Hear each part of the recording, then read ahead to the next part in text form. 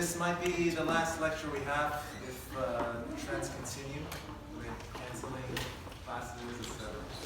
So let's make the most of it.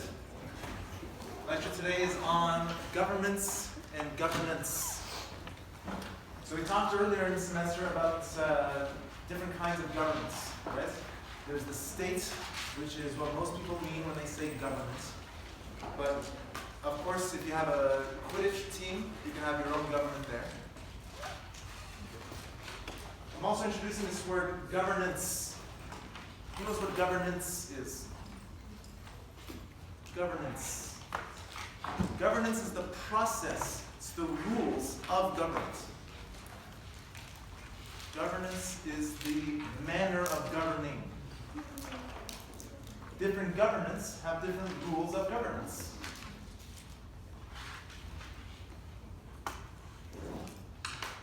We've also talked a lot about markets and prices and property rights and individual property rights, private property rights.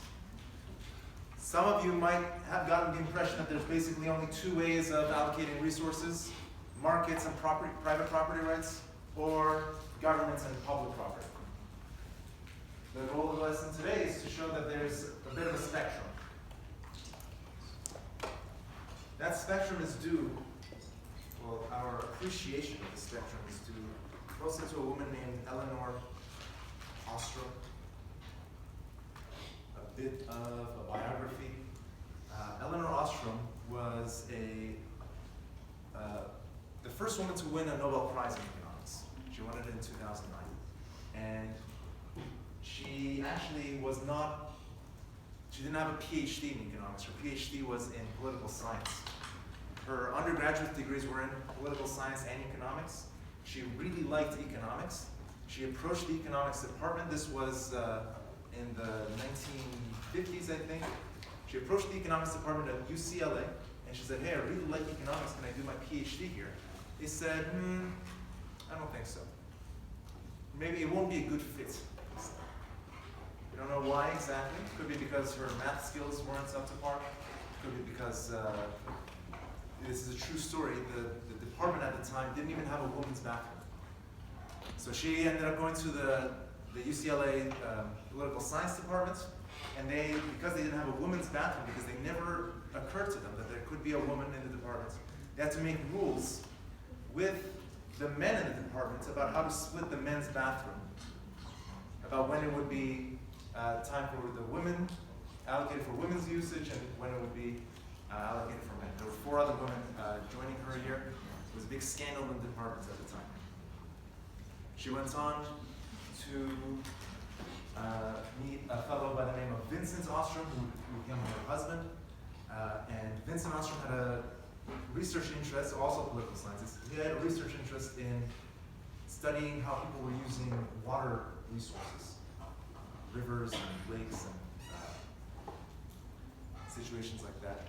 And she got interested in this stuff too, because she was taking courses in economics, and she was learning about something called the tragedy of the commons. The tragedy of the commons. Let's return. So we talked about rival and non-rival and excludable and non-excludable goods. So if something's rival and non-rival, it will be called a private good. That's like a pizza. Easy. Excludable but non-rival. Something you can exclude people from, but the more people are in it doesn't take away enjoyments from it. Those are what we call club goods. It's like a club. Theoretically, you can have a club with everyone in the world in it. But as the old saying goes, I wouldn't want to be part of a club that would have me as a member. Right? You want some exclusivity in clubs. There are non-excludable and non-rival goods. We call those public goods. Public good. You You can't stop anyone from using it, and even if all the people in the world were consuming this good, it wouldn't go away. Classic case is information. Everybody knows in this room 2 + 2 = 4. Doesn't diminish the fact that 100 of you know 2 + 2 = 4. This bottom corner here, non-excludable but liable. We call these common pool goods or resources. Common pool. So imagine a fishery or an ocean with some fish in it. No one is allowed to own the ocean. No one is allowed to own all the fish. So people can come in and take as many fish as they can fit on a boat, hypothetically. Or just a normal swimming pool, or an open field for grazing your cows. This was a situation in the United States. The federal government owned some land in the western United States. Farmers were allowing their cows to graze on the federal lands. The federal government came in and said, no more. You guys aren't allowed to graze your cows on our land anymore. And it led into an armed conflict. Anybody remember this from a few years ago? It's the Bundy situation. No? What's that in the description? Common pool resources pose an interesting problem that came to be known as the tragedy of the commons. This was the belief that when you have a common pool resource, every individual has the incentive to take as much from that resource as they can, without regard to anyone else. If there are only 100 fish in the pool, and no one owns the pool, and there's 100 of you guys, if you only take one fish, someone else can come and take multiple fish, and then you'd be left with just one. You'd be a sucker. That's the theory. The tragedy of the commons is nobody wants to be a sucker, so everyone's going to overuse, overconsume common pool resources. This at least was the theory. It was especially associated with a guy named Hardin. His first initial was G. I don't remember what it stood for. Garrett? I think G. Hardin. He was an ecologist. He wrote a paper in Science called The Tragedy of the Commons. And he talked about this, and he especially talked about population, overpopulation. Very fashionable for a time to talk about population issues, and he said families who, if we lived in a society where families had to provide for themselves only, and a family who had too many children, the children starved to death, that wouldn't be a problem. But we live in a world, he blamed it on the welfare state. He said, because we live in a world of the welfare state, which is subsidizing families who have more children than optimal, then we're going to have a situation where we have too many mouths to feed, and then now we got to cut down, crack down on these families. And he, not in this article, but in later in his life, he actually advocated for forced sterilization of people who had one children. He said, that's it, that's all the children you get. You should be forced to be sterilized, no more children for you. Ellen Ostrom did not like that kind of argument. Just didn't sit well with it. So she did something rare, and she actually got out of her university chair and went to the field to study actual people dealing with common pool resources. Do you think, well, I'll just spoil it away. She found out that people, when they actually had to deal with common pool resources, they weren't the greedy bastards that some people expect them to be. There are two famous cases. One is in Nepal. The government of Nepal, earlier last century, was worried about deforestation. So they nationalized all the forests, all the land, and they said, if you want to cut down forests to building something or to grow food for your livestock, etc., you got to come to a government office, apply for a license, pay a fee, get a license, and then go back to your tiny village. When this happened, what do you think happened to the deforestation problem? Do you think it got better or worse or stayed the same? Yeah. I think it got worse. Why would it get worse? Because everybody would like panic and try to take the forest now. So it did get worse. It wasn't because of panic. Yeah. Because I guess it would give them the idea that this is like a valuable resource to have. So it was already valuable. Everybody knew it was valuable. Think about the concepts we've covered in this class so far.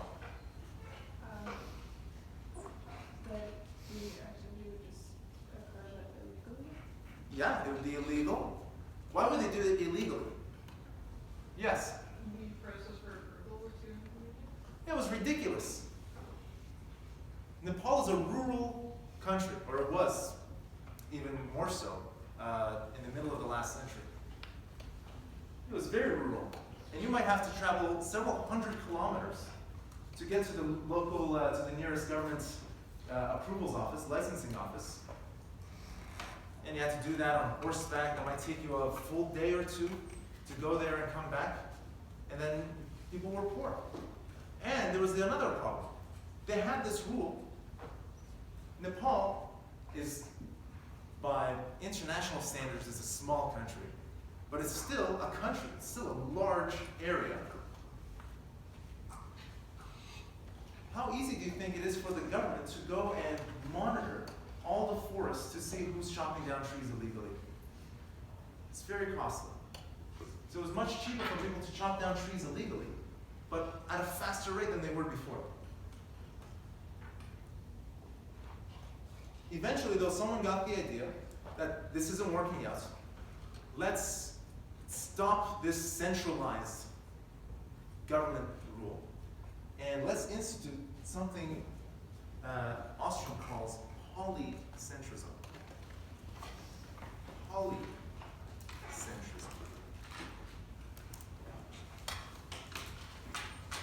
Polycentrism is the idea that there are multiple small, but within equal standing, equal legal standing, independent rule-making organizations.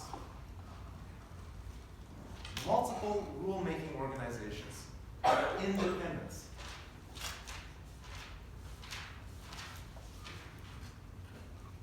We're going to be making some lists today because Ostrom loved to make lists of things. So there's many independent institutions.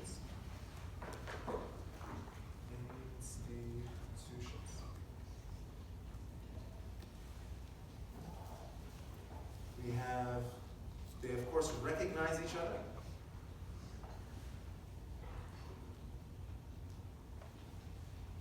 And they have a method of conflict resolution.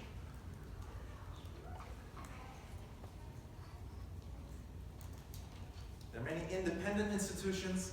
They recognize each other so that they can deal with each other formally. And they have a means of resolving conflicts that arise. Because they may compete or cooperate or coordinate over attaining the same goods.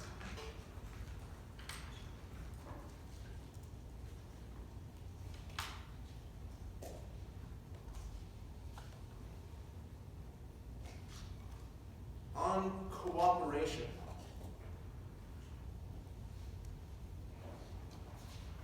Ostrom was also very interested in how these different people cooperate. Why do they cooperate? What leads to cooperation? She found out that there are some rules, general rules, that lead to the optimal amount of cooperation. Number one is that communication has to be feasible. Communication is feasible. This includes language barriers, because there are some countries where the ruling party governs, or the laws are written in one language, but there are tribes who don't speak the governing language. That's an issue. How can you be in contact with someone who rules over you if you don't speak the same language? That's number one. Two, people, to communicate or to cooperate, they have to have reputation and some means of verifying each other's reputation. Within our society, well, it used to be in the old days that royal people and military people had communicated their reputation by the fancy clothes that they wear. To this day, we still communicate with the clothes that we wear, or the mask that we wear. And there are other sources of reputation as well.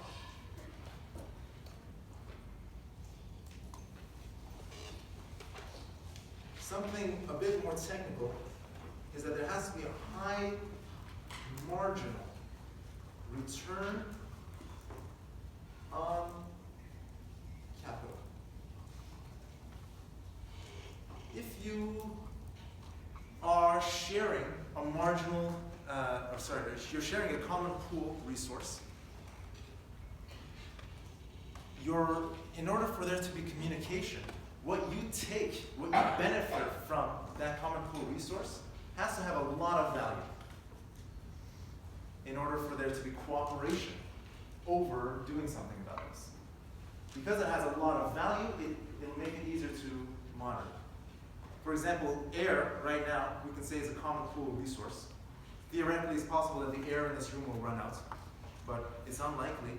It's big enough, there's enough circulation, that each of us, the marginal rate, the marginal return that we get from each breath is not very high. It's pretty low.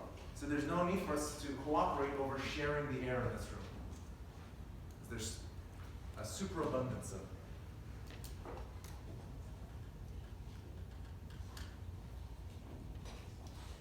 There also has to be free or very easy entry and exit into the cooperation. It shouldn't be like a lifetime contract, and it shouldn't also be so prohibitive that if I want to get into this club, that you make it impossible for me to do so legally, that I have to resort to illegal actions.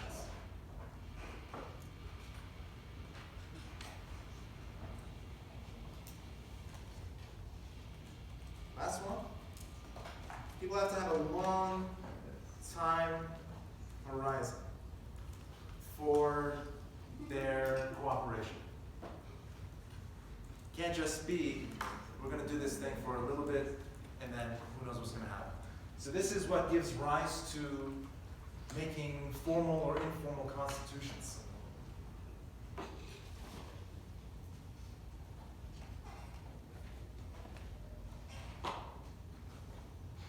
So let's say you have the will for polycentrism, and you have the preconditions for a cooperative enterprise. So now, how do you design a common pool resource? Designing a common pool resource institution. CPR is Common Pool Resource. Ostrom came up with another list of the best rules for designing a common pool resource. One, there should be clear boundaries. Two, of course, there should be convergence between the rules and reality. If the rules say you can only take one fish a day and there's millions of fish and there's only 10 of you in that group, that's going to be ridiculous. No one's going to stick to that rule. On the other hand, if the rules say you can take 1 million fish a day, but there's only 1,500,000 fish, and there's 10 of you in the group, that's going to lead to some problems too. You have to be vigilant about making sure that rules are consistent with reality. Third one is the obvious collective choice arrangements. Collective choice. That's deciding in groups. We covered that a few weeks back. Are you going to have a direct democracy? Are you going to have a small council? Are you going to have a dictator? What are you going to do? How are you going to make decisions as a group? 4 is the obvious monitoring mechanisms. 5 is graduated sanctions. Graduated sanctions. If somebody is breaking the rules, the first punishment shouldn't just be to execute them. Maybe just tell them, hey, cut it out. Maybe the second time they do it, you say it a little bit more sternly. The third time, you fine them. The fourth time, you take it up a notch. Graduated sanctions. 6, once again, we've got conflict resolution. It's so important. You've got to write it multiple times. Resolution. 7, it's going to be a little strange, but it's recognizing the right to self-organize. Recognize the right to self-organize. If you have a large enough number of people in your common pool resource arrangements, you may have some universal rules, but each smaller subset may come up with their own particular ways of doing things. You got to let them do those arrangements because of the information costs we talked about earlier. You might not know at the very top what's happening at one part of the forest or the stream or the lake or what have you.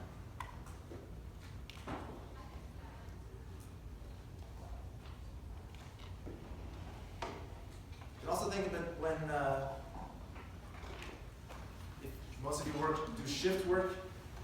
Self-organizing would be if you're swapping shifts with someone, you got a date, or they want to babysit, something like that. Your boss should allow you to do those things if you want it to be a efficient common pool resource institution. I'll give another example. There was an area in Turkey where they were fishing, I think it was for cod.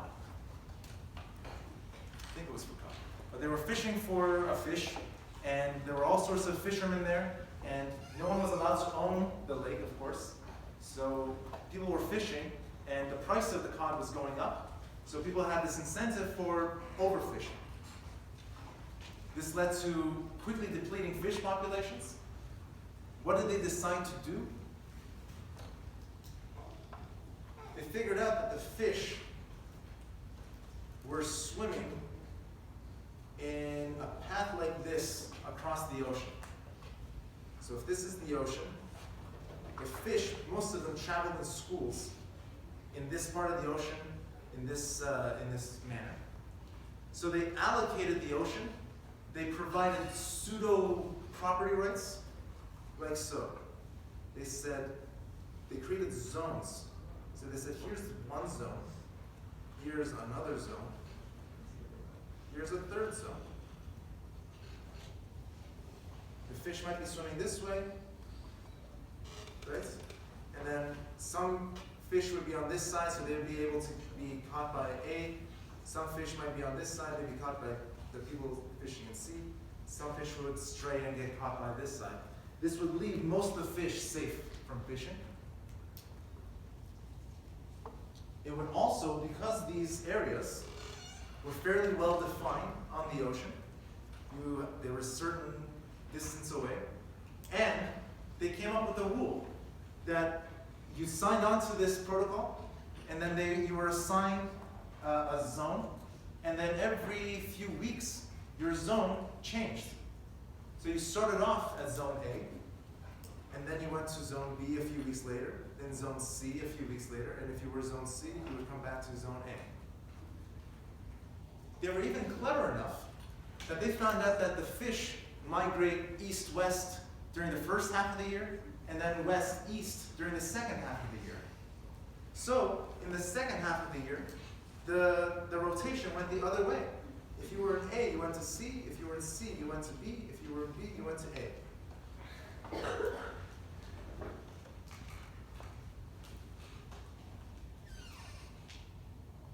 It's pretty clever.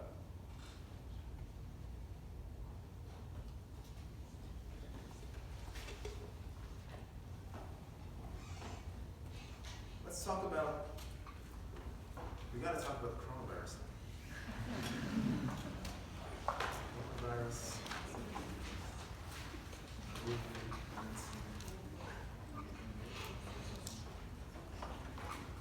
I've gotten a few emails for this week's bonus essay. Did anybody write on the coronavirus this week? Okay, cool. So what did you write actually? Share with the class. Can you talk in that mask? No, I don't know. Not really? Okay. How about you then? Me? Yeah. Oh, talked about supply and demand. Supply and demand? Interesting. Supply and demand of what? Just mainly common resources, like what's going on with toilet paper or hand sanitizer. Is toilet paper and hand sanitizer common resources?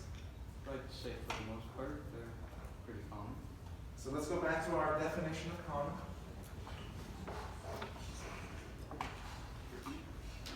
So common pool resource is non-excludable but liable. So toilet paper is pretty liable, right? Is it non-excludable? Yeah. No? Well, yeah. If you have something in your house, you can lock the doors probably. So, have you guys been to Walmart or Zehrs or Longo's? Have you seen, they're bone dry when it comes to toilet paper. Totally sold out. They still, surprisingly, have a lot of these flushable wipes. They're like 5 times the price per wipe as regular toilet paper. They're fully in stock of those, but not toilet paper. There was a story yesterday about a couple in British Columbia who was buying bulk purchases of Lysol. They were buying them for like $5 per container, and they were selling them online for up to 5 times the price.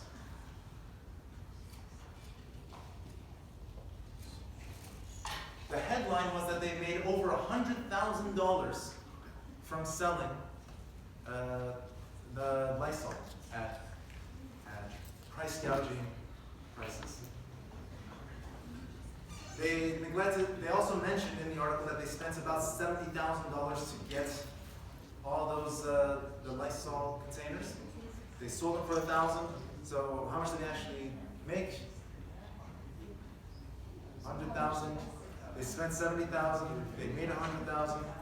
How much did they? 30,000.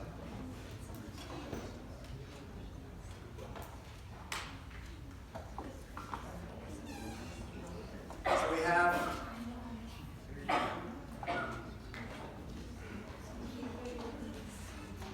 this was the supply and demand for toilet paper.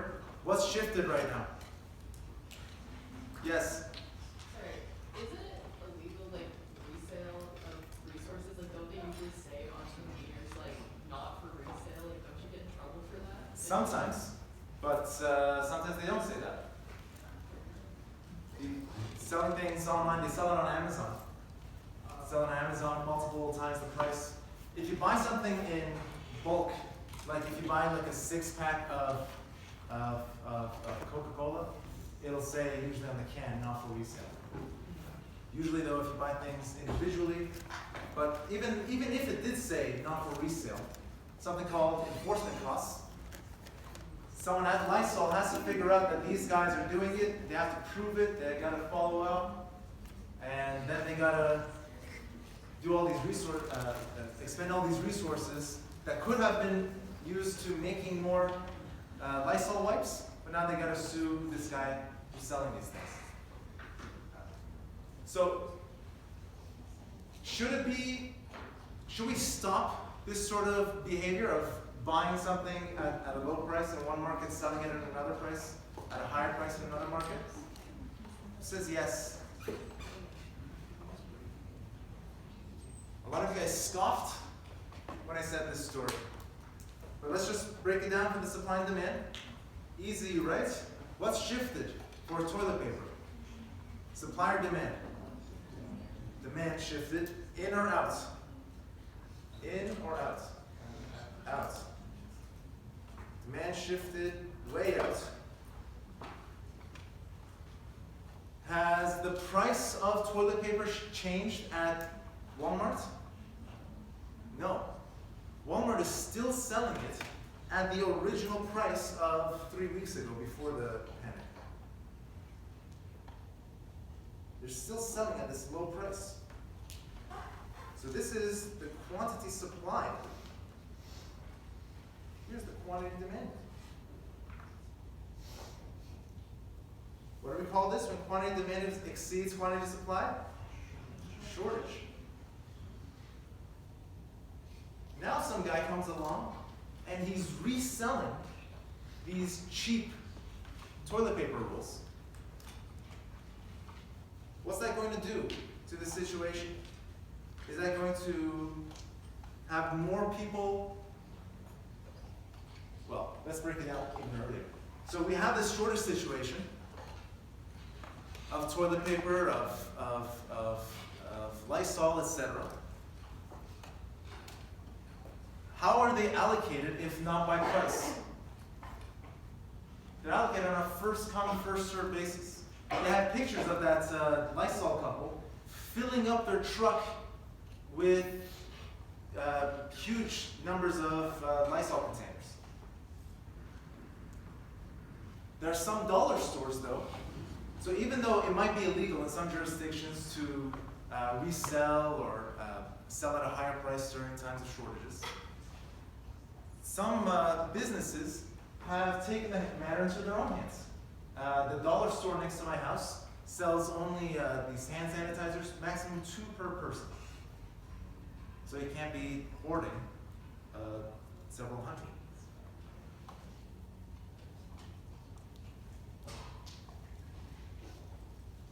Masks. Masks used to be dirt cheap, very cheap. Maybe $10 or $20 for 20, like $1 per each mask. I went to a pharmacy in town here yesterday, just to look at the prices. They had 1 box of surgical masks left, $44. But if somebody really needed those masks, they would come in and pay the $44. But if somebody didn't need those masks, they're just stocking up just in case, they're prevented from over-consuming. Let's also talk about something very rarely discussed right now when it comes to the economics of the coronavirus. So we know that they closed down or they quarantined 60 to 100 million people in China. They also quarantined all of northern Italy. And northern Italy, if you don't know, that's the rich, productive part of Italy. I think they're talking about quarantining Norway now. A large part of Norway, because they have a runaway epidemic situation there. When you quarantine such huge numbers of people, and by quarantine they mean everyone stay at your house, only so-called vital services can continue to operate, grocery stores, public transit, hospitals and pharmacies basically. What's this going to do? So this was the supply and demand for total global output of everything in the world. All these quarantines, what are they doing in effect on a supply and demand graph? Are they shifting supply? Are they shifting demand? Are they setting a price floor or ceiling? Yeah. I think it would shift demand, or sorry, supply, Yeah. and then it would shift it to the left. That's right. Effectively, they're placing a quota.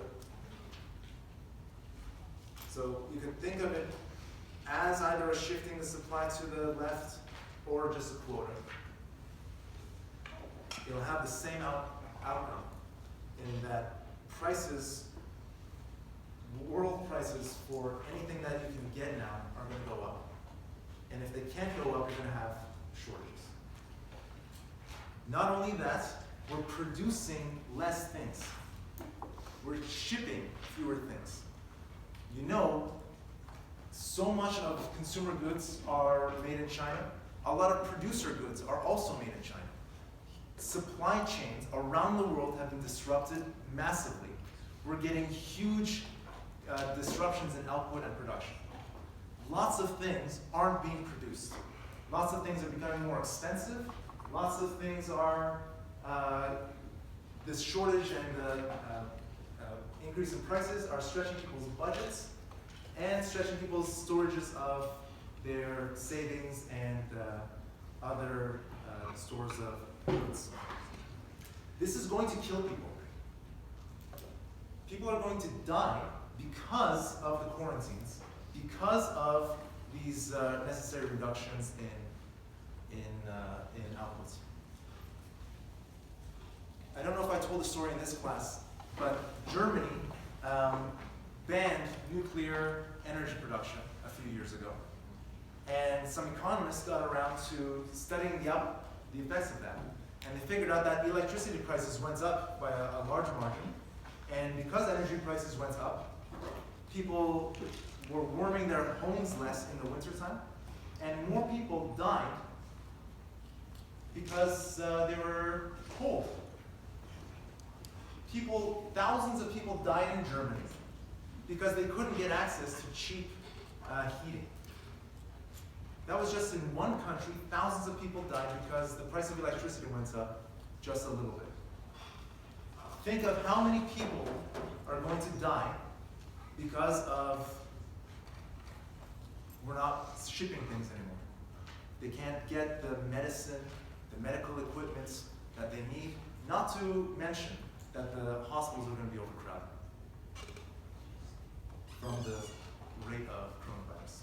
So when you see people talk about flattening the curve, have you seen that meme? They talk about the show, this is going to be the number of people infected, this is time, and then this dotted line is representing the hospital maximum capacity. And they say if you are really casual about coronavirus, we're going to have this many people over a short number of time, but our hospitals are going to be overcrowded, so we'll have more deaths. But if we wash our hands and quarantine and self-isolate and social distance, etc., we will flatten this curve so fewer people get infected per unit of time. It'll take a longer time to get over it, but our hospital systems won't get overwhelmed. This is just one margin of making this trade-off. The other margins are all the other millions of people who are going to die because they're not going to have access to the cheap goods and services that they need to survive. That's how I'm going to end lecture today. We'll see what happens. Did you argue that why no one was there is because no one's driving right now?